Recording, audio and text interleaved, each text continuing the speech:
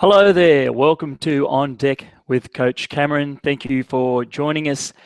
We are broadcasting live as we do every Tuesday and Thursday morning at 9 o'clock Sydney, Australia time. So if you'd ever like to join us, you can do so. You can always find us here at Google Plus, hanging out on Google Plus on our show. Just look for hashtag On Deck with Coach Cameron. And if you're watching a recording of this later on iTunes or podcast or SoundCloud, however you like to consume the information, that's great. And you can also find us on Twitter and YouTube, Facebook, and as I said, Google Plus. Just search for hashtag On Deck with Coach Cameron. Now, today we're talking about the 6 little-known steps for money management. So the 6 little-known steps for money management. And the reason I put this together, because the 3 areas that I like to help people in is obviously business, marketing, and success, and increasing your sales and managing your cash flow and money management. And we had a request from Ina on Google Plus last week, and Ina wanted to know the best way to manage her cash flow, grow her savings, and prioritize her money.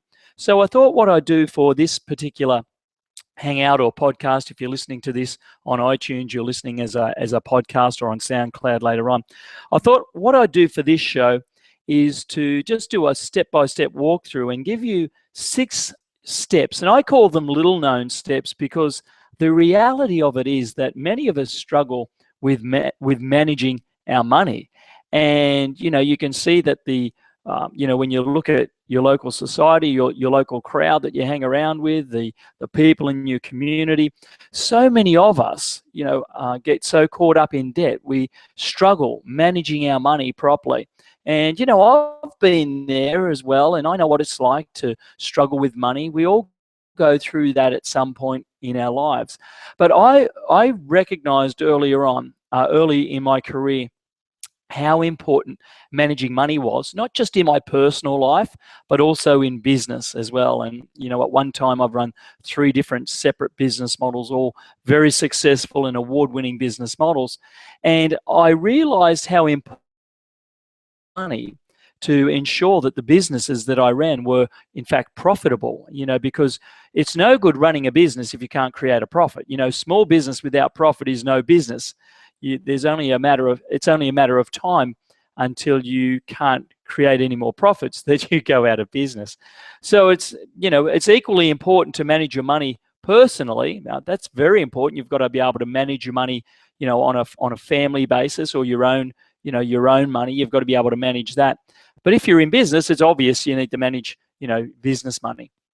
Now, Ina is an artist, and she was asking the question, how do you manage your cash flow, grow your savings, and prioritize your money? So, as I said, I've put this together for Ina, and I know it's going to resonate with a lot of other people as well, and it's going to help them. And as I said, I learned this many years ago as a younger bloke, and I learned these different steps many years ago, and it really did help set up my life financially many, many years ago. And I know that if you implement the strategies that I teach in this area, it will change the way you play the money game forever. And they're simple strategies. They're not complicated. They're not complex, because I believe that if something's simple and it's easy to do, people will do it. However, the more complex you make something, to understand, the more complex you make a system, the more complicated you make strategies, the more complex things are to, digest and people to consume, because, people these days are suffering from information overload. So if I give you this real complicated strategy on how to increase your savings, manage your money, and create more wealth in your life, you won't do it. I know you won't do it. And I'm the same. If someone gives me something really complicated to do, I'm likely to give up on it and not get it done. If it's a new program, or it's something, I'm learning, or a new book, or, a CD program that I'm devouring, or whatever it is, if it's really complicated and hard to get my head around, chances are I'll probably, not follow through with it. and not get it done. So this is why it's really important to have simple systems that you can follow, simple systems that you can use to build wealth, simple systems that you can use to create, more cash in your life and to create more sales and improve your sales and improve your business or improve your personal finance. Look, if you're not even in business, this is going to help you. So regardless of whether you're a business owner, an entrepreneur, or maybe you're just someone, maybe you're someone that works for someone else, you're an employee, and that's great, and you're great at your job and you have a passion for what you do. These simple systems will help you achieve a better lifestyle, financially. They will set you up for your life and, look after you in your golden years, so to speak. And they are simple. So let's push on and let's get started. Step number 1 is to realize how to turn your creative concepts into cash. So, we often hear about the other way of saying this is how do you turn your passion into profit? But how do you turn your creative concepts, the concepts that you think, the ideas that you come up with, how do you turn those into cash? Well, I've made a couple of notes here and I want to share them with you. The first thing that you have to do is you have to re-engineer the whole process, or you have to reverse engineer the process. You see, many people make the mistake of creating something first. So, if you're in business or you're an entrepreneur, many people will create a product first and then try and take it to the marketplace to see who wants to, buy that particular product. The smart entrepreneurs of this day and age, and when I say this day and age, we're in the information age, the relationship age, where dealing with a massive amount of people and a massive amount of information in the relationship economy. You need to find out what other people want, and if you can find out what other people want and then give it to them, that's when you've got a product. You see, what you need to do is you need to reverse engineer the process. Find out if there's a hungry crowd. Find out if in fact there are people who will buy your products and services before you even create your products and services. And that's really important. And that's reverse engineering the process. Now, you might think that your product and service is really good, whatever it is that you make or whatever it is that you want to provide. You might think it's great. You're passionate about it, and that's fantastic. But what if you're the only one that has the passion for that product? What if you're the only one on planet Earth that actually wants your service and no one else does? So, you've missed the mark, and that's not how you want to turn your passion into profit. What you've got to do is find out, what are the handful of things that you're passionate about? Not just the one thing, because as I said, maybe that one thing isn't the thing that other people want, but there's going to be, a multitude of things that if you get, you discover what your passions are in more than one of them, someone will pay you for your time, for your service, for your expertise in that area. But you have to test the market, and that's what reverse engineering is all about. So what you want to do first is you want to find the buyers first and then create the products second. Now, how you do this is that you do some market research. You go onto the internet and you find out who's already doing what you want to do. So like Ina, she's an artist. I would say to Ina, well, if you're an artist and you want people to buy your pictures or buy whatever you create, go on the internet and find out if people are actually selling that already. Are there websites where people are selling art? Do they sell it on eBay? At what price do they sell it on eBay?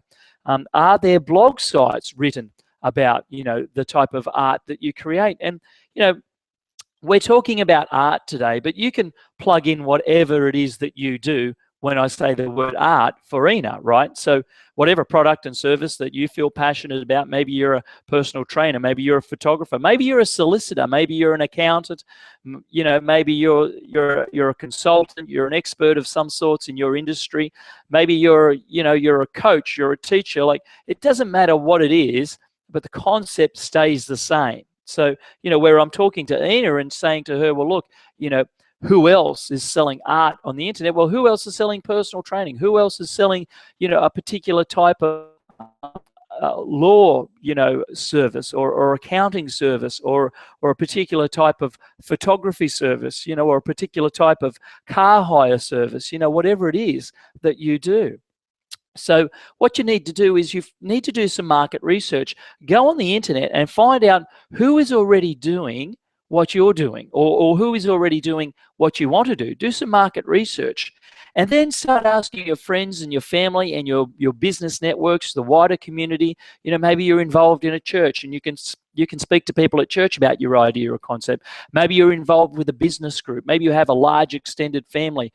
Maybe you can go to your work colleagues or your people at work, or the people that you work on in a particular area. Maybe you can go to some of the teams that you work for. Maybe you can go to people in your sporting teams and run your ideas off people and see what their reactions are. Ask them, well, what would you expect to pay for that service, or what would you expect to pay for that product? The more questions you can ask from them and be specific about the questions that you're asking, the more feedback you'll get. And feedback is great because it will allow you to start structuring this product or service in such a way that you'll fill a gap in the market. You'll be surprised what you come up with. So the next thing that you could do is you could start a blog about your passion. So once you identify a need in the marketplace, because if you don't have a need, you can't sell your products and services. So people must want your product and service. Okay, there's got to be a need. There's got to be a gap in the marketplace for what you provide. And just because there's other providers doesn't mean that you can't be another one of those people and niche that particular service a little bit more. However, what I would do next is start a blog site, or certainly a website, about what it is, because people need to find you. And people are looking on their smartphones these days. The vast majority of searches are being done on smartphones, so you need to have a website that's mobile friendly. I would encourage you to also have a blog site, set up your social media channels.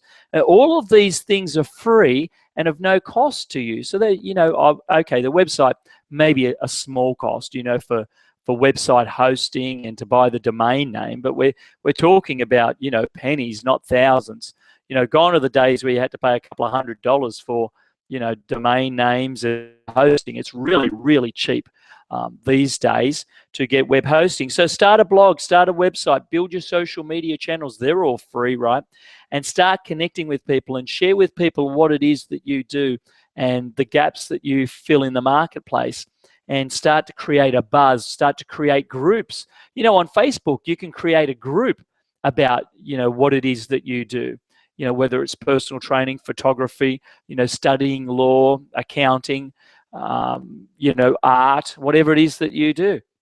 You can start a Facebook group and invite people to Facebook group into your Facebook group.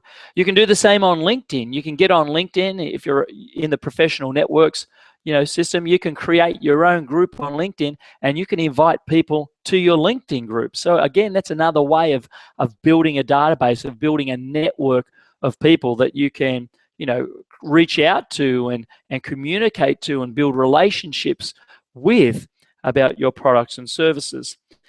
Now, the next note I've got here is look at creating products with higher price points. You see, as a sales trainer, I teach this to many people, and this is the thing. It takes as much energy, or the same amount of energy, to sell a $10 product. And just work with me on the numbers here. I'll start off low. But it takes the same amount of energy to sell a $10 product as what it does to sell a $100 product. So if you've got the choice between creating a product that costs $10 or creating a product that costs $100, to make $1,000, you only need to, sell, 10 people on $100, and you make $1,000, right? Whereas obviously you've got to, do a lot more sales at $10 to make the same amount of money. Now, you can insert your own numbers in your business. It takes the same amount of energy to sell a $1,000 product or service, product or service, or a $10,000 product or service to a $100,000 product or service. It takes the same amount of energy to sell. Now, it might not take the same amount of energy to create it. Okay, so the $100 product might take more to create than the $10 product. The $100,000 product obviously takes more time to create than the $10,000 product. And in some cases, though, it's not 10 times, you see. So here's the thing. If you've got a product that's $1,000 and you've got a product that's $10,000, often what we find is that it doesn't take 10 times more effort and energy and creativity dollar product, but it takes the same amount of energy, you see. So your goal is to create products at higher price points, because they won't take 10 times more to create, but they do take the same amount of time and energy to sell to people, same amount of time and energy to market to people. So it just makes sense to have price points that are higher, have products with higher price points. Now, the reason for this, because again, it is better to service 10 people at a higher price point than to service 100 people. Like if you had the choice between 10 clients or 10 customers paying a higher price, or 100 clients or 100 customers paying a lower price, well, it's obvious to you which ones you could serve better, which ones your business could serve better. You could serve 10 people better than you could serve 100 people if you can make the same amount of money. You've just got to make the numbers work for you. So that's why it's better to have a higher price point. Now, the next thing I've got in my notes here is to look at the baseline for your particular financial needs. So when I'm talking about baseline is, get a piece of paper and write down what are all the things that you need to cover in a month for you to kind of break even in your personal finances. So like the cost of living, the cost of groceries, school fees, work-related expenses like traveling to work, other subcategories. It's going to be different for everybody, but have a list and make a list of 10 or 20 expenses. What are the normal expenses that you will incur on a daily and a weekly basis? Then add them up to a monthly basis, and then you find out what is your baseline, what is your money baseline, what is your financial baseline, what is the minimum amount that you need to earn just to tick over and keep paying the bills. Whether it's your car loan, your credit card loan, your house loan, your mortgage, your rent, or whatever it is, your expenses in going out, your food, you travel to restaurants, or whatever it is that you do. Create a baseline. Find out what is it exactly that you need to live with and live on in financial terms every single month. Now, once you establish that baseline, then you can determine what else do you need to do to go above and beyond that and start setting some financial goals. So, if you find that your baseline per month is $10,000 per month that you need to live on, well, then you need to find ways to create $15,000. So you've got an extra $5,000 a month. An extra $5,000 a month is an extra $60,000 a year. Now, maybe that's too rich for you. Maybe you're thinking, well, I can't get an extra $5,000 a month. I work for someone, I'm capped, I only make 10 grand a month. Well, hey, maybe you can take up a new hobby. Maybe you can work some extra hours. Maybe you can make an extra $1,000 a month. And that extra $1,000 a month is going to, that will equal an extra $12,000 a year. So everyone has the potential to earn more. And once you establish your baseline, it becomes evident to you what you need to do in moving forwards and how much more money you need to create to achieve your goals. Now, the next part of the process is to set up some money systems. And this is a really simple system, as I said at the start of the program today. It's a really simple system. And I want you to imagine that your money is controlled by 5 different buckets, and we call them the money buckets.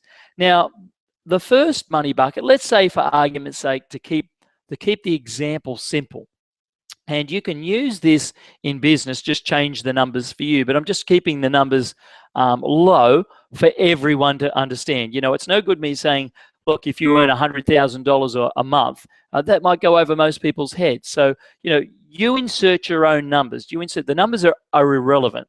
It's the concept and the system that I want you to adapt and to try. So let's say, for argument's sake, that someone is earning $1,000 a week, just to keep the numbers simple. You might earn a little bit less. You might earn a whole lot more. You might earn a truckload more, right? It doesn't really matter. We're just saying, let's pick a number. And the number we're picking is $1,000. Now you have 5 money buckets. Now in the 5 money buckets, the first money bucket is the savings bucket. And what you've got to do is you take 10% of that $1,000, so $100 a week, and you open a separate account that you can't get access to, only that you can put money in, but you find make it really hard to get money out. So don't have it attached to a credit card. So when you go shopping, the temptation is there to spend that money, right? You don't want to do that. You want to put this money somewhere, in what we call the savings bucket. You want to put money in the savings bucket away for you in the long term, and you cannot touch it. Okay, it's very hard to get access to. So the first bucket is the savings bucket. So you take your $1,000 and you get 10% and you put it in the savings bucket. Okay, now the next bucket you have is what we call the giveaway bucket. So you get 10% and you just give it away. Now you might give it away to the local church's tithes. You might give it above and beyond tithes. You might give it away to a charity. You might give it away, in some other way, shape, or form. Now, the reason you have what I call a giving away bucket, okay, now, and by the way, these buckets are no particular order of, importance. So don't leave me a comment and say, hey, you should have had bucket 1 first and bucket 2 was in around. Look, it's not that. The buckets aren't in any particular order. I just want you to have 5 money buckets. You with me? So the first bucket is about creating a savings bucket, and you put 10% of your income, the cash that you create from your ideas and your concepts, or the cash that you create from your job, whatever it is that you do, you put 10% away in savings. The second 10% is the second money bucket, and that goes towards giving it away, and that's the giveaway bucket, right? Now, the third bucket is for you to reducing debt, and that's the debt/investment bucket. Now, it's called the debt/investment bucket because the third bucket, you put another 10% in. So, that's $100 for argument's sake. If you're earning $1,000, it's $100, and you put $100 in the debt/investment bucket. Now, why it's a debt/investment? Because originally you're aiming to reduce your debt. And then when you get your debt down to a level that you're comfortable with and you've built up some equity, right, in your debt, well, then you can use that equity to go and build wealth and use that to borrow. And that's a whole nother story. But what you want to do originally is use the debt bucket, use 10% every week, be diligent with it. And 10% every week goes into the debt bucket to reduce your debt. And then you'll find over the period of years, you'll bring your debt down and you'll get to a point where you either have very little debt, or you'll have a comfortable amount of debt, or you'll have no debt. And that's the point that it turns into an investment bucket. And you can start doing the same thing and putting 10% into an investment bucket. And then you can go get some financial advice and start investing to build your wealth. Okay, so that's the third bucket. Now, the fourth bucket is what I call the fun money bucket.